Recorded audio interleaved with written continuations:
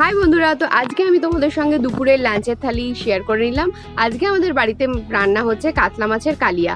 বেশি রিচ করে হচ্ছে না, কেন এই গরমের ভেতরে হালকা পাতলার মধ্যেই কালিয়াটা করা হচ্ছে। তো কালিয়াটা হালকা হলেও কি হবে, খুব দারুণ খেতে হয়েছে। আর এইটার সঙ্গে হয়েছে মাছের টক। আর খুব সুন্দর করে আমরা থালিটা এবার সাজিয়ে নিচ্ছি। এখানে দিয়েছি ভাত, আর তার সঙ্গে চলে আসছে মাছ ভাজা, আর তারপরে হচ্ছে আলু ভাজা, যেটা খুবই ভাল লাগে খেতে। আলু ভাজা আমার খুবই ফেভারিট। আর তারপরে হচ্ছে এখানে কাতলা মাছের কালিয়া আসছে, আর তারপরে হচ্ছে মাছের টক। আর টক আর কালিয়ার কম্বিনেশনটা না খুব ভাল লাগছিল। আর হালকার মধ্যে পুরো ব্যাপারটা গরমের মধ্যে খুবই সুন্দর হয়েছে খেতে। তো এরপরে আরও নতুন নতুন থালি নিয়ে আসছি। আর আমার এই ভিডিওটা তোমাদের ভালো লাগলে পরে অবশ্যই আমার চ্যানেলটাকে সাবস্ক্রাইব করে দিও, আর আমার ভিডিওটাকে লাইক করে দিও। তো চলো, দেখা হচ্ছে নতুন একটা ভিডিও নিয়ে পরের দিন। ততক্ষণ আমার চ্যানেলে চোখ রাখো। টাটা।